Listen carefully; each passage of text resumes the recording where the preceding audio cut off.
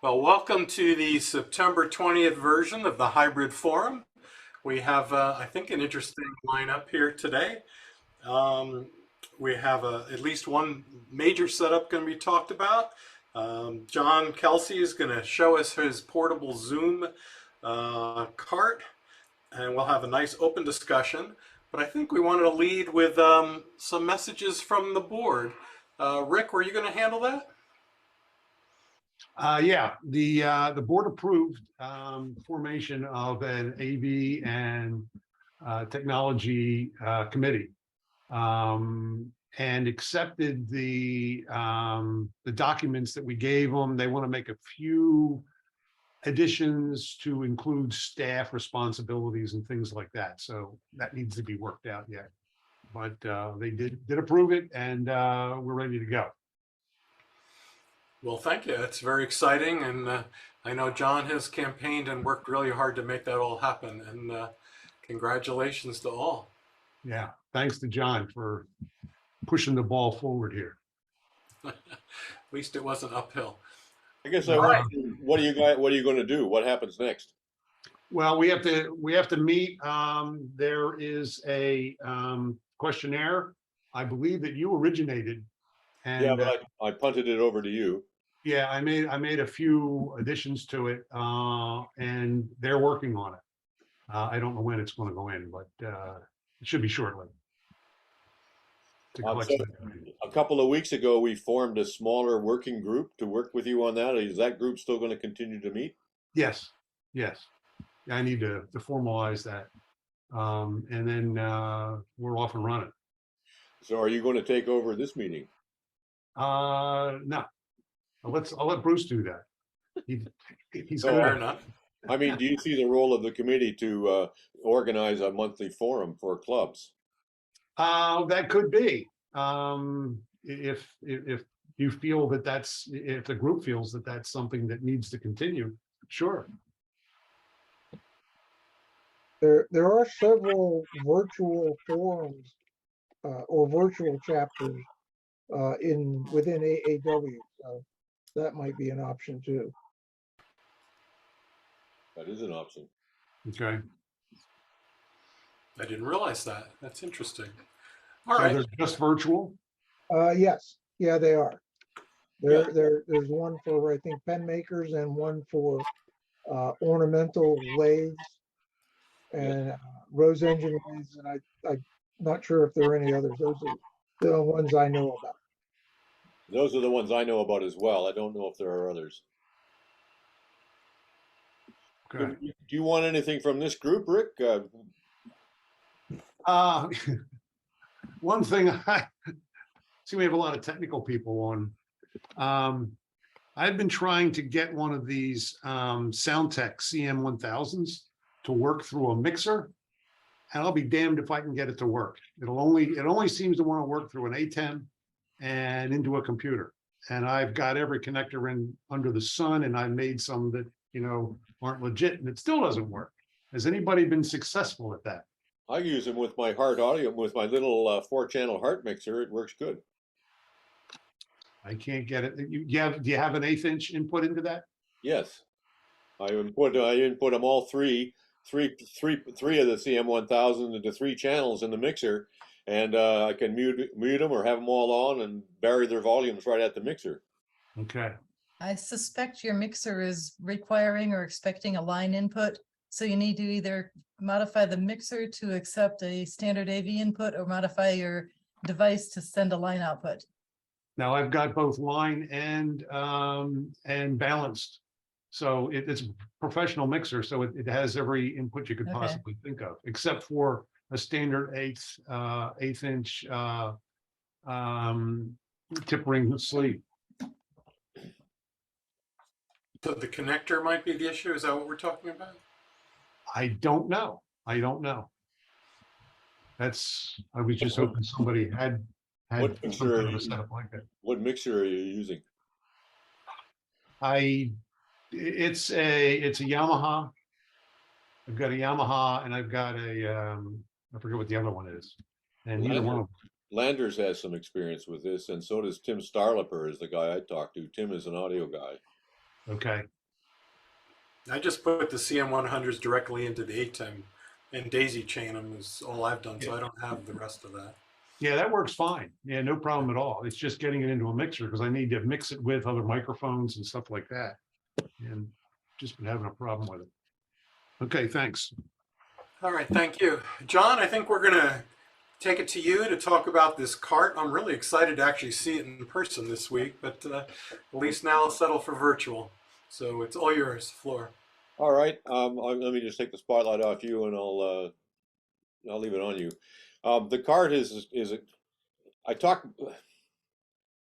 The cart allows doing Zoom remotely, and we've been fooling around with it for months. We were going to do the Mid-Atlantic with demos, and then the Mid-Atlantic said we can't do demos, so we're going to do the Mid-Atlantic without demos. And we carried on with the cart development. So I've got a little 5-minute video that I made in July at our club picnic, which was the first outing of this. And then I've got some slides that show what it's evolved to, including some diagrams. The point here is to have a multi-camera setup that is totally portable and totally stable. And we're using it for this Mid-Atlantic thing, but it could be very well at least the germ of what you could use for a club setup and breakdown, because you can put this in a car, you can set it up in 20 minutes. It just simplifies a whole lot of things because all the wires are already there. So anyway, I'm going to show you the little movie right now. This spring, I talked myself into figuring out some way to enhance our September Mid-Atlantic Woodturning Symposium here in Lancaster with some kind of Zoom presence. I was going to need some kind of a cart for the gear to be able to move around to the rooms as needed, but look at what I find on Amazon, $400. I'm not doing that. And then I spotted this invalid travel chair at a yard sale for $50. The seat and the arms are almost level, and the wheels are made to go over almost anything. So down in the workshop, I made a level platform that fits over the arms, and once it's on there, it doesn't easily come off.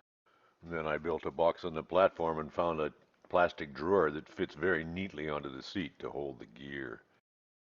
So once I got it figured out, I optimized the gear to a box of gizmos and another box of coiled wires, packed it all into the drawer with just enough extra stuff to cover emergencies. So here's the 17-inch portable monitor facing front, along with the operator's laptop facing the other way, and below them you can see the Anker 521 power battery box. So I color-coded all the gizmos and both ends of all the wires to make setup easy and fast. It takes about 15 minutes from car to meeting room. This $5 set of plastic wire color tabs work pretty good. You can cut them to the size you need, and they don't seem to come off very easily. So here's the USB port replicator that this laptop needs, connected to the speakerphone that serves for both microphone and speaker, and also to the HDMI to USB capture card that serves the camcorder. The Vixia camcorder mounted on a mast clamped to the cart gives me a high overhead view of all of the activity in the room. The visitor can talk into the iPad screen, which brings him into the Zoom array on the monitor on the cart. And here's the whole thing set up and ready to roll. Mobile Zoom cart field test number 1. Zoom video by John Kelsey. So I went over to the town park to assess the cell phone signal. The pavilion has a line of sight to a water tower that's just festooned with antenna, so I decided I would try to do the Zoom picnic using my cell phone as a Wi-Fi hotspot. You're the first Zoomist in here. The rest of us are standing around here trying to keep this Wi-Fi hotspot working. Your audio keeps going in and out. I hear you and then you break out. Fortunately, it stabilized after a while. And the 6 in all Zoomists who logged in were able to see whatever I was showing as the main Zoom feed. The other experiments on the video include multiple cameras, and as you'll see, I got it wrong a lot of the time.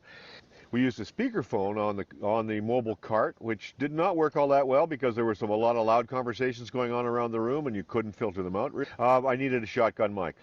And we need to put some attention on getting some better technology for getting control of camera shake, as well as more practice. See, so here they all are, all making food. Stop it. Is there cake to die for over there? Die for over here. How many hot dogs are we cooking? Cooked one pack of 16 and there's still some left, so. How you doing? Good. So you got a truckload of wood there, Don? Yeah. And I hope we go home with less than our brought. So Matt, how many people do you think we have here today? I'd say we're close to 24, 2 dozen or so. 2 dozen or so? That's my guess. Hello.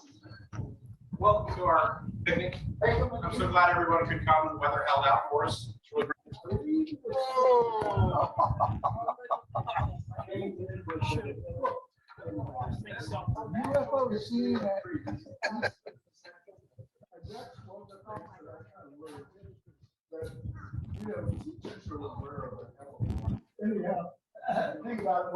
Hey, that's a good one. Oh, boy. Oh, that's a good one.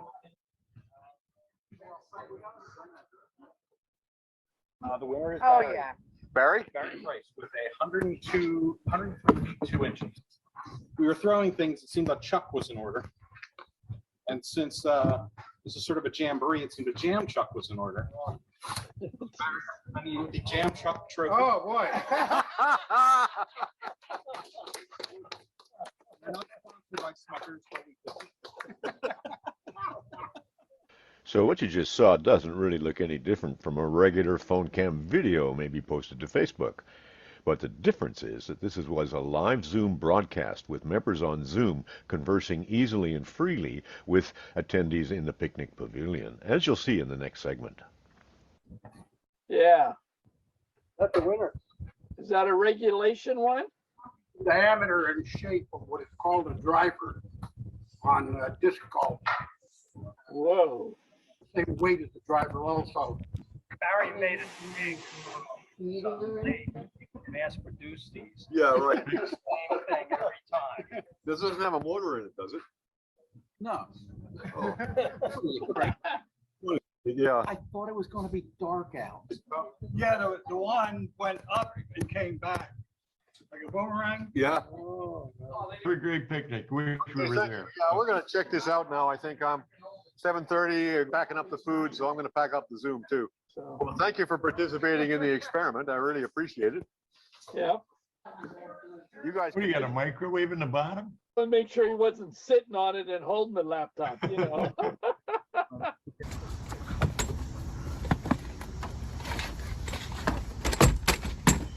That's the hardest part.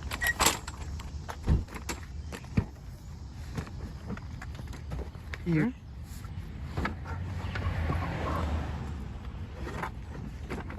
Yeah, it'll.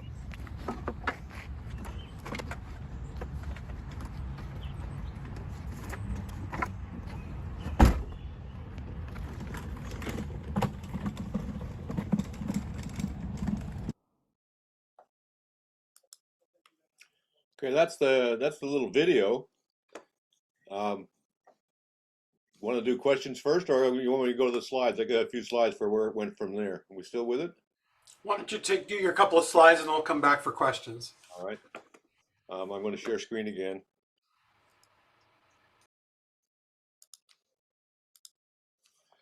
Okay, this is the diagram. And I've taken to sorting diagrams out into inputs, outputs, video in and audio in and all and like that. And I'm going to break it down a little bit, but this diagram is accurate to how the card is now. And this is how the card looks now, draped in a piece of blue fabric I got from the fabric store. The monitor stayed the same. I'm using an iPhone here. This is a light, an LED light, and the same Vixia camcorder, and I eliminated the webcams. I got everything to work in the ATEM is the only way it works. Too many places to change things. All of my Zoom problems are based on having too many places to go wrong. So here, if you lift the skirt, the drawer is still there. And most of the things that are on the card go in the drawer, but the ancillary equipment expanded to be a full tub now. We can cover all kinds of situations with this. This is the right-hand side where the wiring is. You can see the battery box in here. These are the masts for the cameras and things, and this is the back of the ATEM that got added to it. This is a wire snub that you'll see more of in a minute. And this is a tray that catches coiled HDMI cords. So all the wires, all the cables that attach to this or go anywhere are snubbed in devices like this, so they can't be pulled out by being tripped on. And the cart's really a bit too heavy for it to be pulled over. That's how the battery looks. It's an Anker 521. It'll run the whole setup for a couple of hours. And when the electrical panel is plugged in, which we'll see in a minute, everything charges and it'll run it, of course, indefinitely.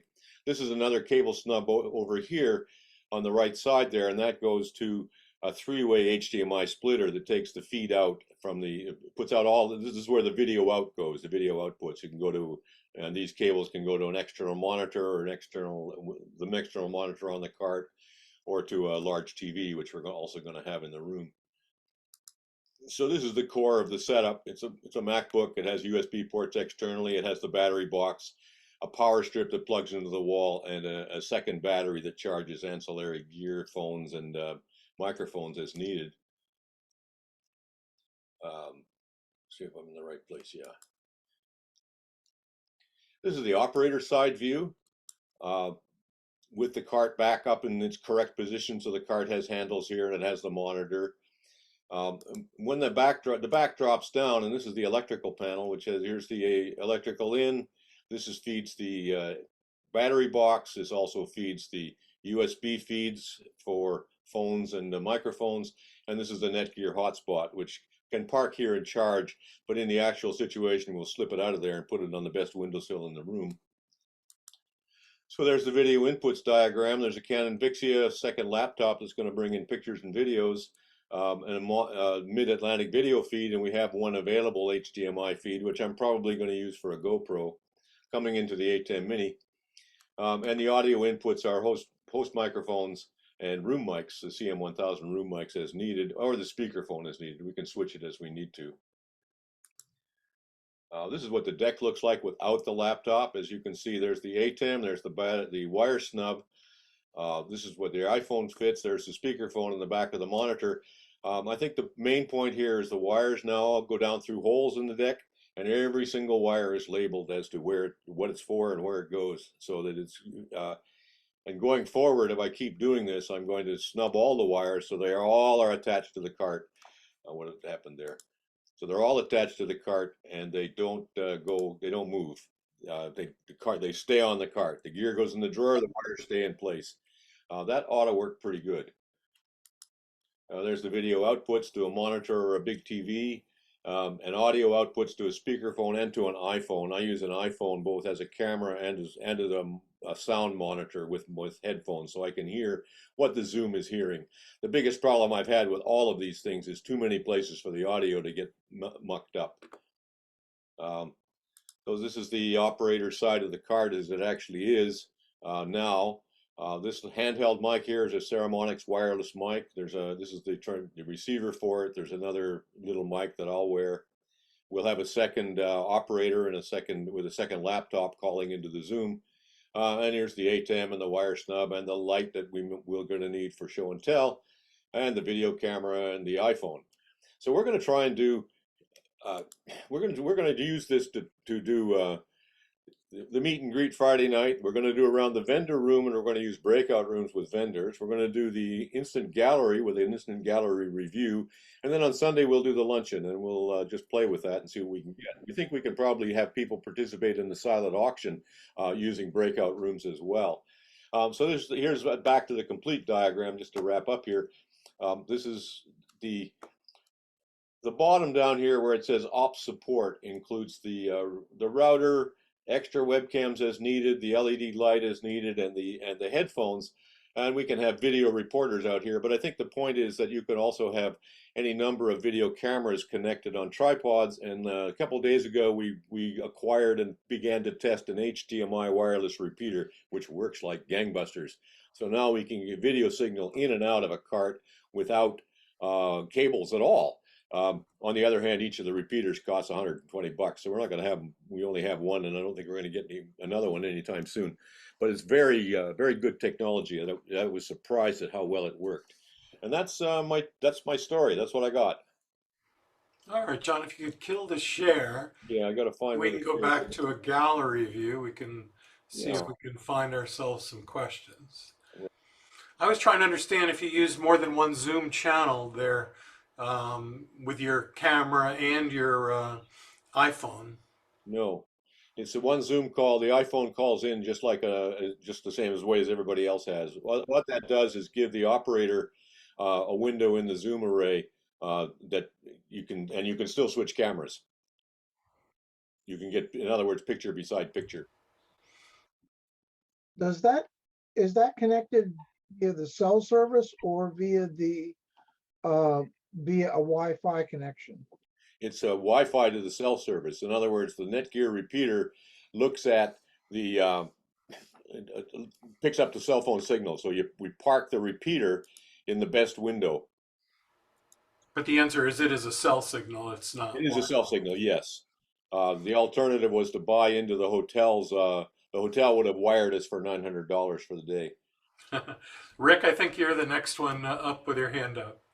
Yeah, what wireless HDMI device were you using, John? I can't remember what it's called.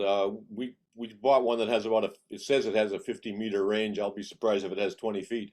But it worked really well. We tried it with a GoPro, and we haven't tried the GoPro yet. We tried it with the Vixia. It worked very well from one end of my house to the other.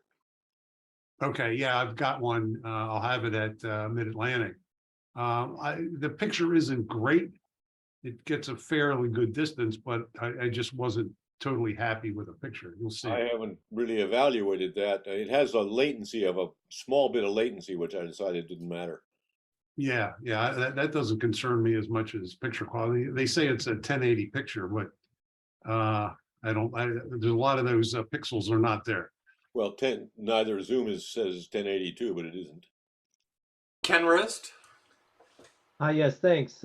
I'm with the Nutmeg Woodturners League, and my question is to John, approximately how much did it cost to put that whole rig together? Well, that's kind of hard to say. For one thing, my laptop was 10 years old this year, so I bought a new laptop. So there's a lot of bring your own and a lot of borrowed from the club. Mm-hmm. So with what I could borrow from the club and what I brought my own, I think I spent about $1,500. And just to put that in context, that's my own money. And because of health reasons, I haven't been able to work in the shop this year. So I basically spent my tool and wood budget on it and made this my hobby. Okay. Was that including the ATEM, John? ATEM's borrowed from the club. Okay. And John, would you be able to provide, more of a detailed list possibly in terms of the different items? Yes. That would be great. All right, thank you. Alan Gannick?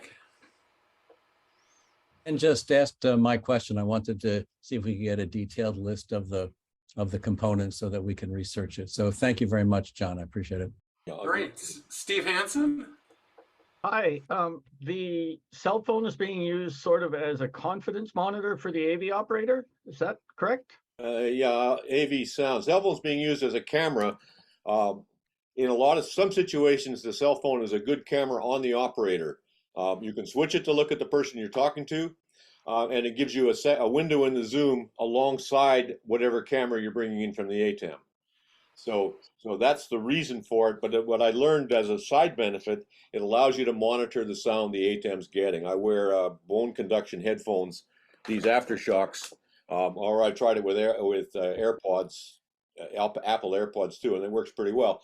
So you're always out of phase with the sound in the room, but all you're looking for is to make sure there is audio and that the volume's adequate.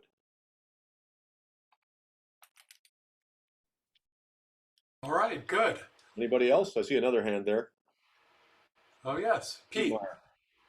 Yeah, I was curious. You mentioned HDMI, I think a Bluetooth repeater. Is there a delay in that? And do you run into issues with, live feed and maybe a slight delay? They say the delay is 0.1 second. I think it is at least that. And I just decided I don't care about that. There's some things you just can't fix in these setups.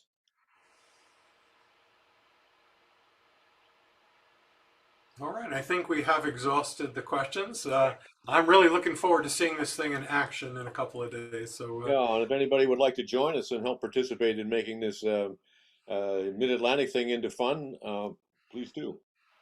MAWTS.com to register. And Thank you. take my hand down and hand it back to you, Bruce. All right, our next presentation is from Bob Sartoris from Central Indiana. I think he has a very exciting slide deck to go through. And Bob, if we can try to kind of limit around 30 minutes, that would be great. Run a little over, that's okay, but let's see where we can go. Okay. Thank you. I'll start my timer now and cut myself off. So basically, I do have a PowerPoint to share with, and this will be available as a PDF. I've already sent it to John, so he'll get it to you. I also have a full equipment list, a spreadsheet with links to where we got most of the items and the costs, at least from back in 2018 when we put it together. So anyhow, I am with the Central Indiana Woodworkers. My role now is VP of Marketing. That grew as a result of initially volunteering to help put together this video system that you're going to hear about. It's definitely a high-end system, and yet it meets our needs quite extensively. I'm going to talk about who we are as an organization, the requirements that went into the design. We'll look at the components in the system and how we have it set up for live streaming and hybrid meetings, and just share some ideas of what we learned from the whole process. Answering questions as time allows, and then if needed and you have additional questions, there are some parts we can go deeper on. So anyhow, jumping right into it, we are, as of this morning, 352 members in our club. We serve about 9 different, members come from about 9 different counties around Indianapolis. In 2020, we actually had the Central Indiana chapter of AAW merge with us, so they're now under our umbrella. We also added in 2021 the Circle City Carvers. All of us meet together at least monthly for a group meeting, and we have a guest presenter. We also have throughout the year, each month, we have what we call special interest chapters that meet monthly as well. Turning, again, that's the AAW chapter. We have a carving chapter, scroll saw, one group concentrating on furniture making, and the newest one is digital woodworking, covering CNC and laser, shaper origin, and all those kinds of things. And we also have throughout the region different workshops where people open those up for our club. We're well known in the community for our charitable activities. Through the course of the year, we make over 10,000 toys that are given away during the holidays. So our members join together in these regional workshops to work on that and other projects. The venue where we meet is at a Carpenters Union Hall. It seats about 200 people with tables. It has in the back left, you'll see a kitchen area for snacks and meals, and the open door in the back is a storage closet. I really appreciate that they have and let us use freely their gigabit fiber internet service. The storage room is only about 100 square feet, but it gives us room to store pretty much everything. You see, we have a robust Sweet 16 lathe back there. There's a grinder for sharpening tools. Depending on what's going on, you'll find a bandsaw back there at times, or scroll saw. So it's obviously the most logical place for us to store our equipment as well. When I first started attending back in 2017, the old system that we had in place for video was a projector hung from the ceiling, a single camcorder, and just some simple desk lights that would help show at least what was going on up in the front. You couldn't see it real well, especially in the summertime when the bright sunlight was streaming through the windows. The screen was very washed out. So basically, the number one requirement was for us to basically improve the overall experience for the meetings in the hall, and to make sure we had a system that would work for recording things in remote workshops. And eventually they would like to be able to do live streams. That was back in 2018, before COVID shut everything down. Another requirement was that it needed to be portable, meaning we had to put everything away in the closet at the end of meetings. And yet we also had to be able to transport it to other remote locations for the workshop sessions. And of course, because it's equipment, we need to be able to have cases that would treat it gently. So it also had to be volunteer friendly. FAP is what they told me. It has to be as foolproof as possible for our volunteers. And so we agreed we would color code and label everything. And then I included setup diagrams and manuals for our volunteers to use in getting it all set up. The goal for cameras was to get better coverage of what was going on in the front of the room. More cameras with higher quality cameras to use for that. They also decided rather than rely on the projector that they wanted monitors in the hall, so those needed to be on wheels and spaced accordingly. We also had to be able to connect everything to the in-house audio system at the hall. They had speakers mounted in the ceiling and their own mixer and amplifier, so that was a requirement. We built a budget for the project in phases. I proposed 3: the production equipment, then post-production, so we could do recording and editing. And then the last component would have been the live streaming. They approved the first 2 phases right away in 2018. And so we went ahead and spent the money. I'm going to go through the actual components in that system, but I, again, want to say we've got a PDF file of all this later.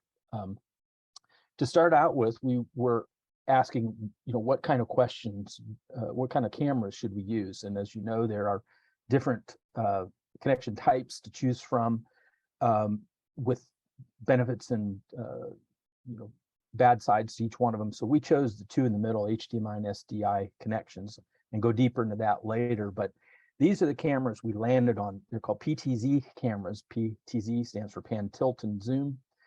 As you can see on the right, they use a SDI cable with a BNC connector, as well as having an Ethernet connection that provides both power and control for the pan, tilt, zoom functions. We have 2 of those. You'll notice they're color coded. Cables we made up specifically for where each camera would be located in the hall. Cables included the SDI video cable and the Ethernet cable. They were tied together so that they were spooled and used as one.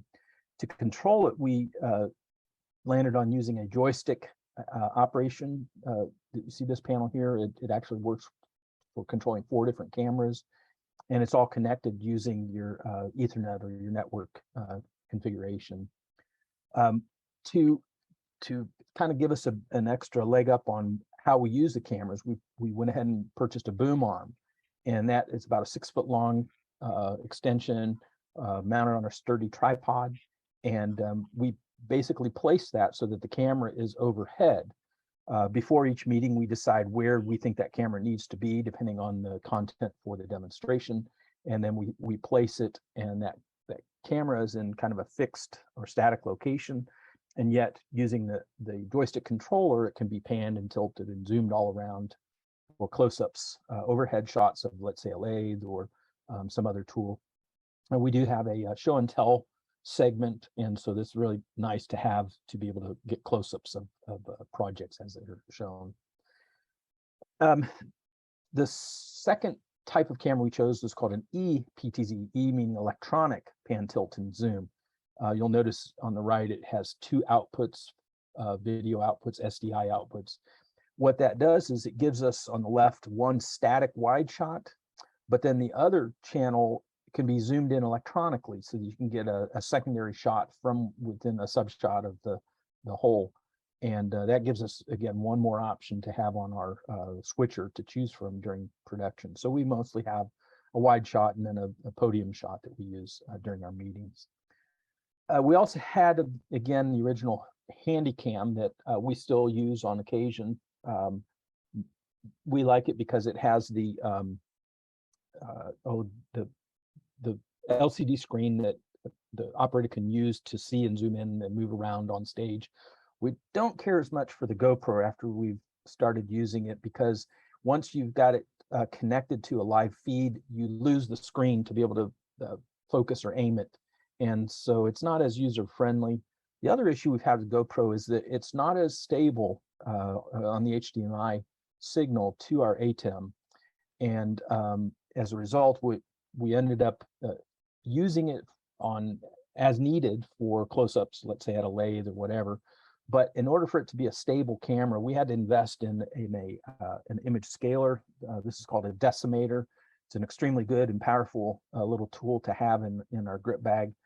But it also comes in handy when a guest presenter brings in a laptop that won't seem to connect well to the ATEM.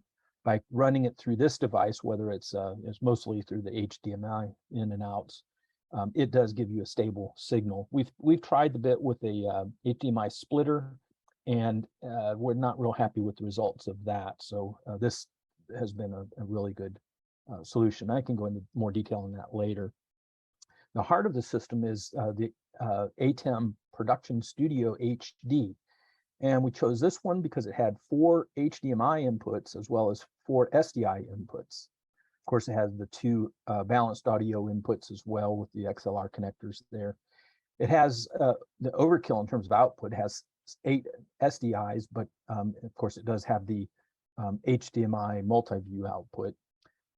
We use it with well, backing up real quick, the front panel that has buttons that you can switch directly from that panel, although we don't use that as frequently as using the software solution. We have just to the left of the main unit, we have a touchscreen monitor set up and a wireless keyboard. And that's what we use primarily during meetings so that we can do the switching and we can cut to the audio panel to set audio levels for within the system. Of course, anyone has an ATEM knows of the multi-view, how it breaks up your inputs into and your shot selection into the preview and program modes up at the top, and then has your 8 input sources down below.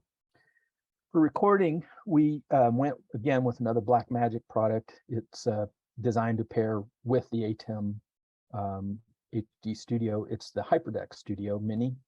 It records 2 SDXC cards, and I'm thinking 128 gigs gives us about 1 hour and 14 minutes, I think is the length of time for each of those.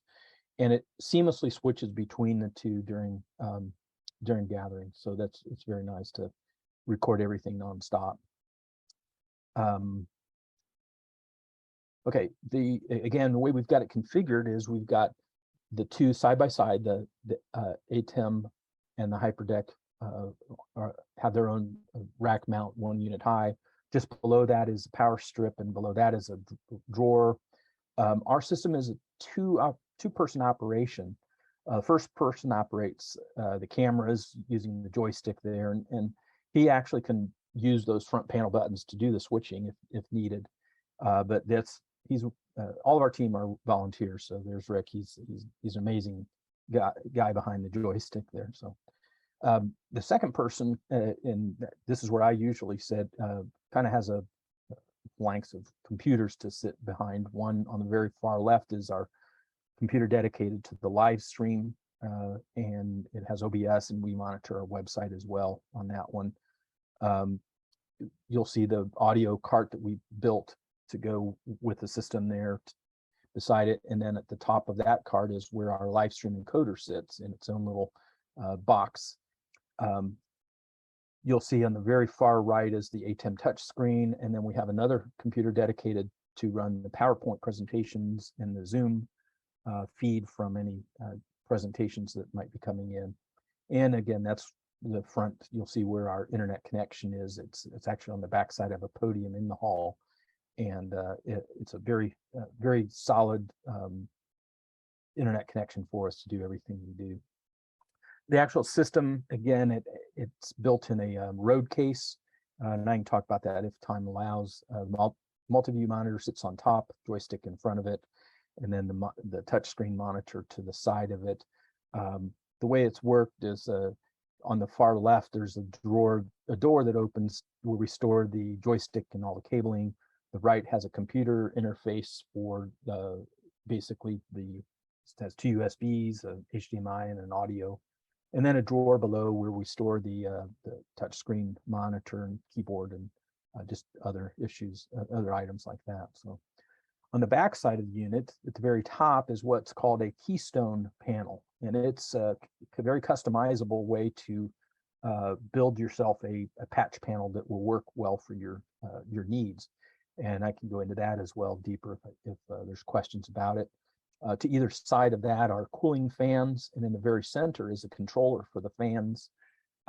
With the equipment in there and power supply, it does get fairly warm. There's a thermometer inside that tracks that, and we'll adjust the fan speed up or down to keep it at a constant temperature. We've never had any overheating as a result of incorporating that. There's an audio input to the right, And down below, we have a slot. Our multi-view monitor slides right in there and is cradled in the actual original packaging for the monitor that's underneath it there. Inside the unit is on the right, you see the little computer. It's only about a 6-inch by 6-inch square little box. It is a Intel NUC i5 running Windows 10. The other components in there, there is a network router that gives us Wi-Fi capabilities, but the PoE is the PoE stands for Power over Ethernet, and that's what provides the electricity we need to power our cameras. And the same cables also give us the control. This shows what it looks like with everything connected at the back. Again, we did color code and labeled everything. You'll notice we use a lot of rip ties. That's one way we have found is extremely good to be able to coil everything up safely. And so when we throw that in our road boxes, they don't get tangled or distorted in the boxes. And of course, we tape and cover everything that goes on the floor. The audio system, again, is designed to be opened up and then closed up at the end of meetings. It incorporates a Behringer 12x4 audio mixer. We have 4 Shure mic receivers, and their antennas are immediately below that. We incorporated a digital delay into our system, and I can talk deeper on that if necessary, if there's questions on it. There is a power strip for that unit, so one switch turns everything on. And then down below are 2 different drawers. The top one is for our microphones, and the bottom is for cables and other accessories. Setting this up is very simple. It's 4 steps. First, you just open up the back. Second, you move that mixer from the shelf to the top, and you'll notice all the cables are already bundled and pre-connected. And all we have to do then is uncoil the 2 XLR cables you see sitting on top of the mixer on the right. And those plug into our main video system and powered up, and it's ready to go. Everything is already pre-wired to the house mixer and amplifier. And so it makes it very simple. We've already color coded all the mics and the connections. Our digital delay is set up to be part of the effects send features of that particular board, and it returns back to our system and then is passed. The delayed audio is passed along to the recording and our live stream, so it's already fixed audio by the time it gets to the viewers. We also have additional cables that are ready for additional inputs and outputs, like if we're doing a Zoom meeting, whatever. We do have 4 different mics. 2 of them are the Shure SM58s with wireless transmitters, and then 2 SM35 headset mics with belt pack transmitters. And those work extremely well over the distances of that big of a hall. Monitors, we actually found 4 matching 65-inch LCD monitors at Walmart on clearance when we were looking, and so we snatched those up pretty quick. And then we found on Amazon the rolling carts. They're very sturdy, very solid, and make it very easy to move monitors into position. We do have on the back of each monitor a diagram on to show where they go in the hall. Cables are pre-cut and configured for wherever their positions are, and they're color coded as well. To feed the signal for those, we invested in, it's an HDMI to Ethernet converter. You'll see it in use there, color coded on the left, but it has 1 main unit and then 4 individual units that go on the monitors. The way it works is that the HDMI signal comes out of the main video system into the converter. Then using Ethernet cables, it can go up to 130 foot each of those cables to the box mounted on the back of the TV, which then converts the signal from the Ethernet cable to an HDMI signal, and then plugs in using a small jumper to the back of the monitors. And knock wood, we've never had any problems with this system, no loss of sync or signal during meetings or any other time. We also have 1 monitor that's on the front table immediately in front of where the presenter is, and that gives them a sense of what the audience is seeing from the monitors, and helps when they're trying to position for a close-up of something perhaps that they are working on. We do have a clock there. Unfortunately, our presenters don't seem to want to pay attention to time on that, and I am watching my time here. So lighting is another issue that we needed to deal with as well.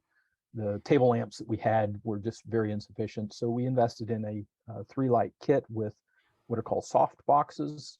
Each of the lights has 5 CFL bulbs. They are daylight balanced, which makes them extremely good for doing color balance with our cameras, for doing a white balance that's very stable. Each lamp has its own reflector housing and then a diffusion screen over the top of it.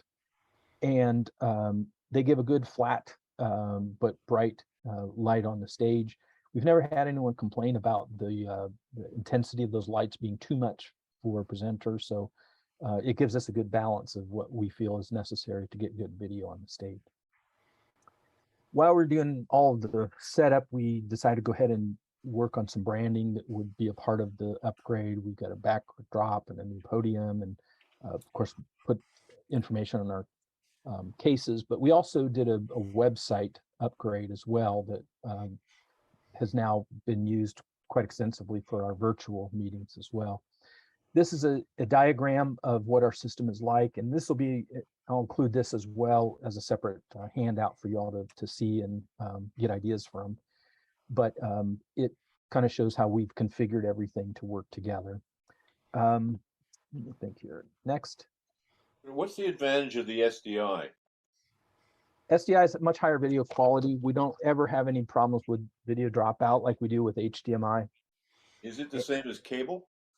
Not necessarily cable. It's just, well, I guess it is the same configuration on the cable itself, but a serial digital interface, which encodes it in a little bit different way than a traditional HDMI signal would, and I think makes it much more stable overall. So, and it gives you, we found that the quality of the cameras tends to be a little bit higher when it has the SDI options for it. So the replacement for the A10 that we have is now all exclusively SDI cables. The ones that like the A10 Mini and the Mini Pro, and those still have HDMI connectors. But again, for our purposes, we felt the upgrade to the SDI cameras was worth the investment. So, what resolution are you running your whole system at? 1080p, 30 frames per second. And that is, we thought about 4K, but we felt that was overkill, both in terms of what it would need to, I mean, the cost for the cameras, as well as the again, this is an HD system, the A10 HD. They do have the newer version is 4K. And Bob, are you at the end of your presentation? I'm getting close. Could we just let Bob get through it then? Is that okay? Keep going? Please. Go ahead. Okay, so basically our live setups are like you've seen there. We basically have done this for online and archive purposes. We recorded things. Of course, during pre-COVID, we were having 120 people per meeting. COVID changed all that, and not long after, we realized that the state was going to limit us to only 15 people in the hall. The board did approve going ahead and getting what we needed to do live stream, and that was basically adding another Black Magic item. It's the web presenter. It's basically an encoder, takes our 1080 signal and converts it down to a 720 encoder, sends it through a USB cable to our laptop. But we like this unit because it actually has 2 video inputs that are switchable. One SDI and one HDMI. And so we can connect a camera and a laptop, or 2 cameras. And this unit makes it very easy for us to do remote presentations from any one of our member workshops that where we might have one of our chapter meetings. It's connected. Again, we create a little box for it to sit in so that the presenter can, it's angled up to them. They can reach down very easily and switch between whatever 2 sources. That can be sent to a computer. We use Open Broadcast to record those presentations or to forward it along to Zoom or whatever. We did create on our website a virtual meeting page. Basically took the viewer, the player, and embedded it into our website. We use Club Express, so we were able to build all this within Club Express quite easily. We also added a chat module you'll see there for to provide members a way to talk back to us during the presentation. The remote setups, as I mentioned, give us the ability to do the 2 camera setups, and all we need for those is basically a monitor, a laptop, and that device to be able to. We don't really even need the laptop unless we're doing a Zoom meeting or if we want to record it, but it does give us the ability to see, and members can see what's going on in close-up from those kind of setups. We did our first virtual meeting then in May of 2020 with Alex Snodgrass. He had been signed up to come and present for us, and then COVID changed that. So he ended up doing a presentation right from his shop, and he sent his feed via Zoom.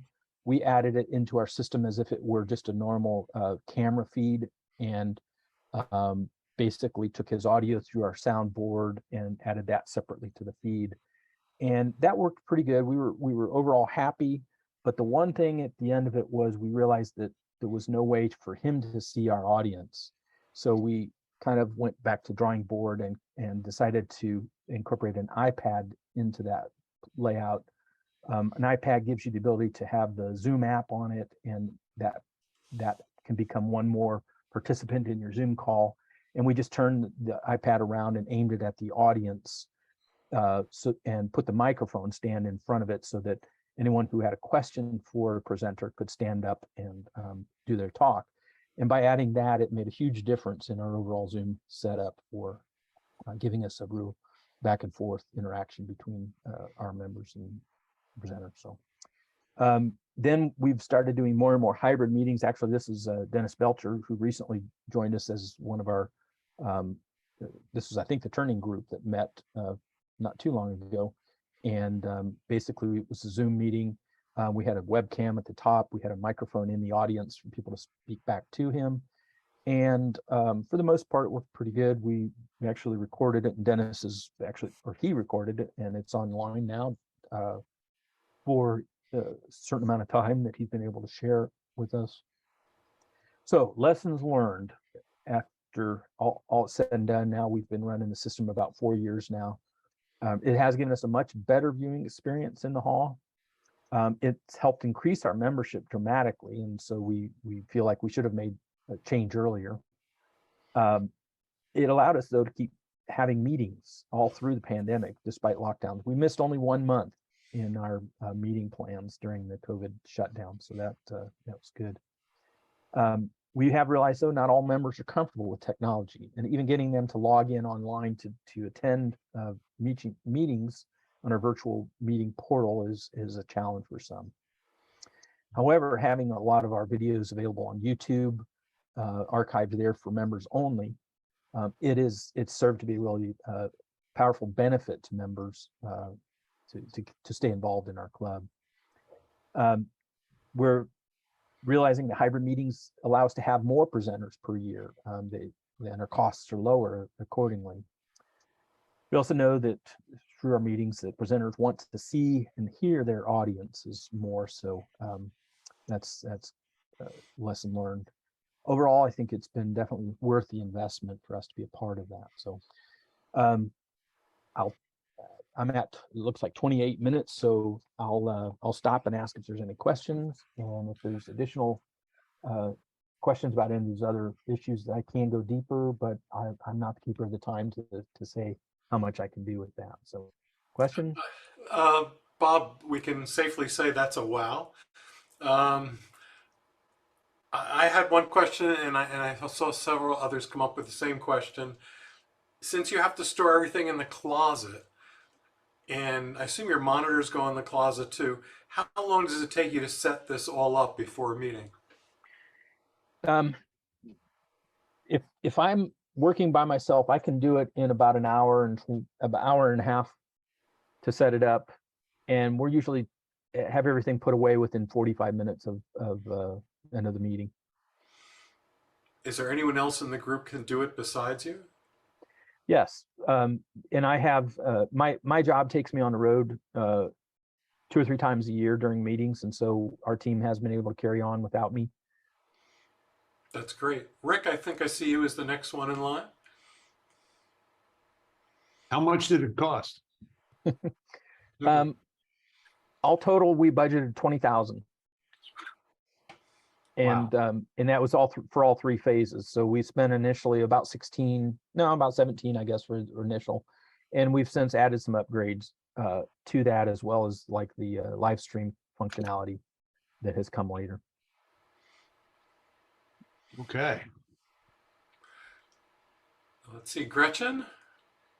I saw on one of your slides that you listed OBS Studio as a package that you're using. Have you had any difficulty getting that to work with Zoom? Because I have not been able to get it to work with Zoom. No, none at all. And I What think operating system are you using? I'm sorry, say that again. What operating system are you using? Well, it's a PC. That computer is running PC. Windows? I think I heard Windows 10, yes? Yeah, Windows. Well, that's for the video system. The streaming computer is a Windows system. Our PowerPoint and Zoom computer is a Mac. Okay. But the Mac is feeding as a a participant or a video source into our overall system. The PC is used simply to then stream it to either our streaming service, Daycast, or we can loop that back to Zoom if we're not using the Zoom meeting portal itself. I'll have to give that a try. I've been using everything in Linux, and Zoom and OBS do not seem to be play well in Linux. Okay. Randy? Yes. Bob, I want you to know that the church I attend has an audiovisual system to do streaming of services, and it mirrors almost exactly yours. It is almost identical. The difference is only that we have 3 PTZ cameras, but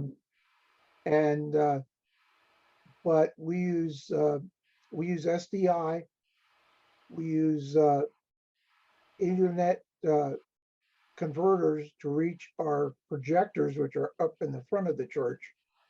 And other than that, it's virtually identical. Yeah, this is a common configuration for churches, and convention halls actually are using this more and more too. Yep. Is that it, Randy? You have any other comments? Yep, that was it. Joe Larez? Oh, hi. Hey, excellent, Bob. Really impressed. In the 4 years since you initially got this rolling, what has changed?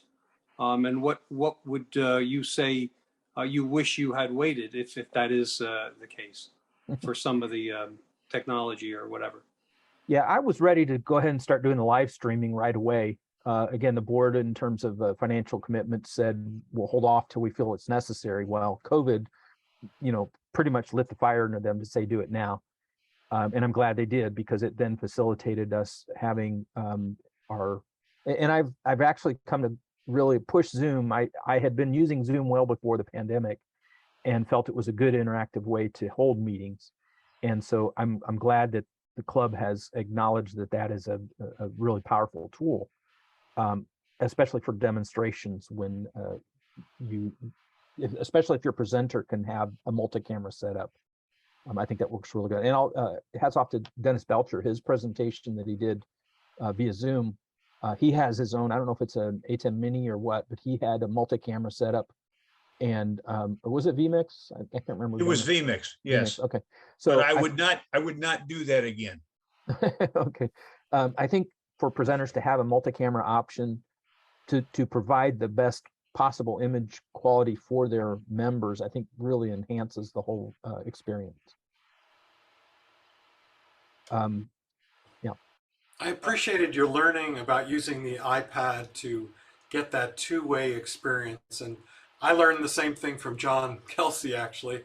And we use an iPhone that works really well for that. And it changes the entire meeting when all of a sudden there's a view back by the presenter to see the meeting folks that are there and interact directly. I think it changes the experience dramatically. Yeah. one thing I will say, we did have issues early on with audio feedback during Zoom meetings, and we had to play with the way we configured audio. I think we did it like 4 different ways before we landed on what seems to work best. And one of our recommendations is for the presenter to actually wear earbuds so that there's no risk of feedback within their system. And the reason I say that is a lot of times the presenter will have not just their one primary video or Zoom feed, but sometimes they'll have a second one up to monitor. And what happens is one or the other might have an open mic and cause that feedback loop. So I that think was we've all experienced that 3 to 5 minutes of pain when that happens. I've also experimented the same as you have, Bob, with iPads set up on a mast that people can walk up to and just talk into, and suddenly they're there in the Zoom. And I found not everyone takes to it, but some people just, they don't give it a second thought. They walk right up and they say, "Hey, Joe." Yeah, that really is an amazingly complete system you have. Were there any more questions? I don't see any more out there. I guess Dennis Belcher has one. I just want to say I've demonstrated, I kind of lost track of the number of clubs, but what stuck in my mind real fast with Bob and his group is it was very polished. He understood not only what it took for the audience to see, but also for the presenter to feel like he was in the room so that you could reach out and engage people on the fly. And, you know, and as soon as we got done with that meeting, I said to Bob, you got to join this hybrid group. They need you. Because I think it's what a lot of us aspire to. The Central Indiana Wood folks are already there. So thank you, Bob, for sharing all that with us. Amazing presentation. Well done. Glad I could help. And you're right about the two-way experience there as well. What we often do that never really gets captured is before the meeting starts, if the presenter is online, you know, we put him in direct communication with the audience and let that conversation start before the presentation. And it's amazing how, again, that changes what follows, because then the presenter is comfortable with who is there in the room. I want to go back to that question that somebody had asked initially about the SDI. One of the reasons I shy away from both USB and HDMI signals is a lot of times those video signals are processed right on the motherboard of your computer. And unfortunately, a lot of computers aren't designed to have multiple channels being used at the same time. Some motherboards actually only accommodate 2 USB channels. You can plug multiple things in using a converter, but the processing power is greatly reduced. And so sometimes anyone who's run like vMix with 6 or 7 USB cameras or things plugged into it, it'll bottleneck and it'll freeze up on you. And again, it's lack of proper processing power. Whereas an SDI camera requires its own video card or capture card. And so the raw processing power, whether you're using a computer or like the ATEM mixer, it's going to happen in those devices rather than take up resources from your motherboard. So that's where thinking through that right up front was a key part of what we decided needed to happen before we chose which cameras to go with. So, all right, that's terrific. And I'm sure people are going to appreciate the full diagrams that you're going to make available to actually look at the details. John, I think you've already got those uploaded somewhere. No, I haven't uploaded them. I'm going to upload the whole meeting into the AAW chapter leadership library tomorrow and the next day. Harvey Rogers is working with me on processing this video from tonight, as well as getting all that stuff in order, so it's as easily findable as we can within that system. We're using that because it's available to us. All right, Bob, I really appreciate the presentation and the timeliness. At this point, what I'd like to do, which I think is one of the better things we can do, is open this up to the rest of the audience. And if there are particular issues and things, let's put it out there and see if we can get some answers to questions. So let's go to a gallery view if we can. And who would like to start? Bob, if you took SDI out of the formula, how would that affect your budget? I know SDI is a broadcast format. That's way above what most clubs' budgets are going to gag on 20,000. Yeah, I mean, there are some good HDMI cameras that you can get. There are like a DSLR camera is going to give you a good quality picture, and it'll have a more stable HDMI output. Again, as I said, if you can find a good solid mixer that will accommodate multiple cameras well, and ATEM or Blackmagic has been doing a good job with their hardware. That may serve those needs to get the higher quality image at a lower price point. So, I mean, our cameras were only, I think they were $1,400 is all. So they weren't too bad for our purposes. We didn't feel like, but I would not go with the GoPro as a primary camera for any of these kind of systems, just for several reasons. We have one GoPro in our system, and it was problematic getting it started, but I think now it's been pretty good. But actually getting it to speak HDMI was not trivial either. So I hear you. Anybody else on other topics? Anything you got bothering you? Dan Robbins got a hand up there. Oh, yes, there we go. Dan Robbins? So I can answer the HDMI, the non-SDI question. I did the video upgrades for the Seattle Woodturners. We did our upgrades prior to the pandemic also. We came in at about 12,000, but a lot of that was higher end cameras because we have to load everything in our trailer. We had to buy cases for stuff. So we had about $3,000-4,000 more than what it could have cost if we'd gone with a little less expensive. So I'd say you could probably do a good HDMI setup similar to Indiana's for around $8 or $9 grand. Bill Stewart? Yeah, you were talking about spending $20,000 or thereabouts.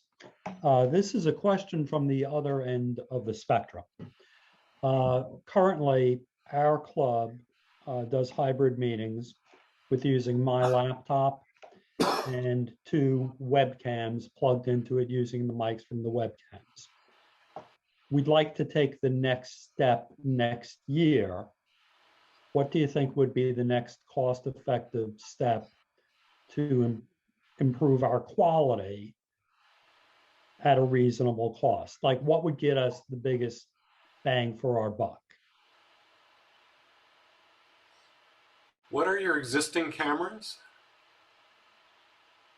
We have 2 webcams, and I forget who made them. They're made by Logitech. I'm using one of them right now. Anyone want to try and answer that? Yes, I know John had laid out kind of a step-by-step document for upgrading in pieces, but I think you're asking a more specific question. Yeah.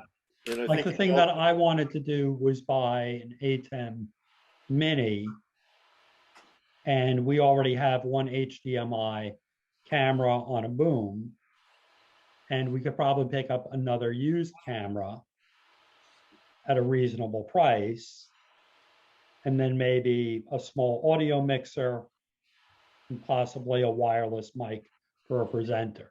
That's what I was looking at as potentially the next step. That's what I would recommend. And that's what I've been using, and it works very dependably. Okay, yeah. Okay, thank you, Rick. I agree.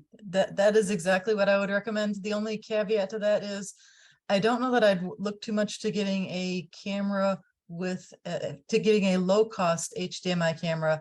I would actually invest some money to get an HDMI camera and make sure that you can get a remote controlled zoom for it. That has really proven beneficial for us to have remote control zoom capability. The PTZ cameras are great so you can actually pan and zoom them. But if you set up 2 cameras, one as a tailstock view, one as an overhead view, and get them properly positioned before, and just have the ability to remote zoom in and out, it will dramatically improve the quality of the video for your audience. Okay, thank you, Gretchen. Yeah, Bill, the as far as HDMI goes, we have two cameras that we position, one to take in the audience and one with a wide view that's a back. And we use these extenders. What it is a wireless connection that makes it excuse me, that removes the HDMI cable going to whatever mixer you're using. Okay. And we found that works really well. Okay, thank you. I see Scott Tipping is online. Scott, you were going to update us on where you were with your purchases. Are you able to do that? Sorry, I can't turn my camera on right now, but yeah, actually we had a presentation to our executive. They were very supportive. We went to the membership last Thursday. We allowed independent proxy votes for those who were not able to attend. And for those in the room and those who attended, we ended up with a unanimous vote to spend up to $8,000 towards our needs. So we are very pleased with that. We're going to be scheduling a meeting, I think, on Thursday of this week with the team, and we're going to start figuring out which one's going to come first, second, and third, and how we're gonna start purchasing and rolling it out. So we were very pleased and very impressed that the entire voting membership supported us. Well, congratulations. Now the fun really begins, huh? Now the hard work begins. True. Alan Gannick, I see you have a hand up. Yeah, from the Nutmeg Club of Connecticut. We meet in a turning studio that has no internet capability. It's across the street from the headquarters of the craft center, of which it's a part. So then there's internet there. So that's probably, I would say, 150 to 200 feet away. And one of the things that we've thought about is whether we could get a wireless bridge to handle the feed for us so that we can have people log on remotely and have hybrid meetings. And I was wondering if anybody had any experience with that. John mentioned it briefly with, I guess, with a hotspot approach. I'm not sure that would work with us, but I'm interested if anybody has something like that, or whether we're just going to have to get a wire over there. So any experience would be helpful. That almost sounds like you're within range to do a wireless router, but I don't know. Anyone want to comment on that?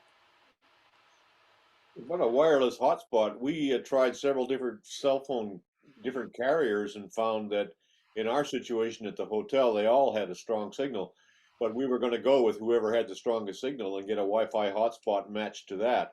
And then you park the hotspot where the signal is strongest, and you can add antennae to it as well. So that could be a good solution. And in your situation, you could leave that.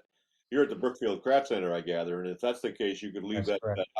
You wouldn't have to take it down because those little antenna connectors are pretty delicate. You want to either use them or don't use them, but plugging them in and out is not a good idea. Thanks very much, John. Appreciate it. Anybody with alternate suggestions? What's the distance between locations? I can only guess, and a couple of other nutmeggers are on the call. They may have a better view. I'm guessing maybe 200 feet. It's kind of diagonally across the street, and I really don't know what the bandwidth that they have at the at the headquarters building is. I don't know, Ken or Joe, if you have any idea. I would agree. It's at least 200 feet. If it's clear line of sight with no obstructions, you might be able to use 2 mesh routers to talk to each other over the distance.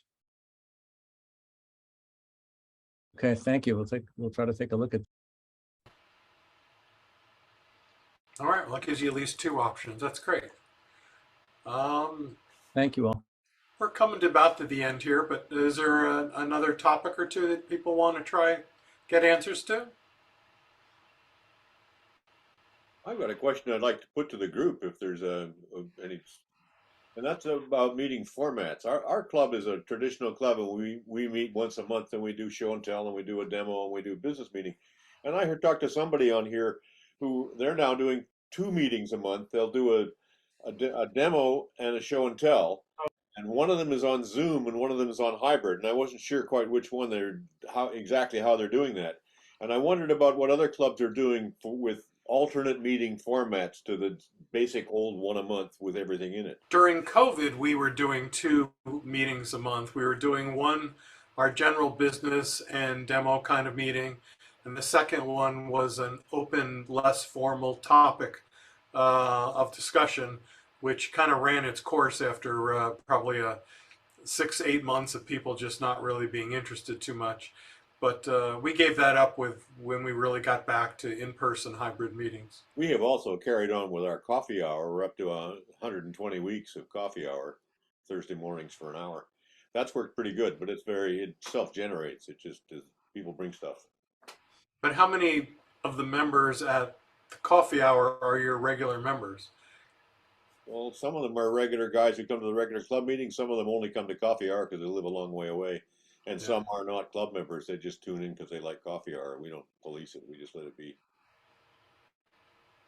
Well, prior to COVID, we had full meetings every other month at the Turning Center. And on the alternate months, we had what we called learn-in-turns, and they were at somebody's house usually. Other than when we would do pen turning for the troops, which we would get the craft center turning studio, but the learn-in-turns were a reduced number, and it depended on the capability of the house, and people would bring some mini lathes. But we're a small club, and the learn-in-turns were, 8, 10, 12 people perhaps. Once COVID hit, we met every month via Zoom for a while, and then as people started getting more out and about, we reduced it, and we're going back to in-person in November for the first time. But some of us, like me, would much prefer to have a hybrid capability, which we don't. So that's why this meeting was so valuable to us.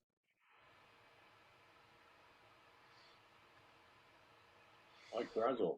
Just going back to the nutmeg problem of moving internet from one building to another. 10 years ago, my son set up a system for $75 on a hobby farm. He Cat 5 at the time, might have been Cat 6, to a transmitter and shot the signal 600 feet across the farm to his father-in-law, and it worked great. He had cable internet at that point, which wasn't all that fast, but anyway, it was not, I don't know the details, but it was not difficult to set up. It did require Cat 5 from the router to the transmitter. But the receiver in that, it was, just line of sight, worked great. And I know another neighbor where I used to live did the same for his son, and it was about a half a mile away. So that's a possibility. I could get details, possibly. I might have an email kicking around to me. I've asked the question of him before, but that's a possibility. Very helpful. Thank you. Hey, on that same topic, if you're setting up, if you're just looking at setting up and trying to get a signal over to another building, if you have an option, I would highly recommend going with the wired cable. You'll just get so much more stable signal and so much more reliable service than going Wi-Fi. So if you have an option between the two, the wired is going to be a much more reliable option for you. I think their issue is they have to go across the street. Yeah, that is the issue. I mean, to do a wired cable, we have to involve the carrier, and if we have to involve the carrier, we get into an issue with who pays for it with the craft center and us, whereas, if we can just connect to their system on our own with our equipment, then we don't put much of a burden on them. And so, but I agree, I'd rather have a wired cable if it was possible, and we're going to try to see what our options are. But thank you, Gretchen, I appreciate it. Well, I think we've come to the logical end of this meeting then. Thank everybody for participating, and looking forward to how this is going to evolve on AAW. In your good hands, Rick, and I'm sure you'll let us know where you want to go with that for next month.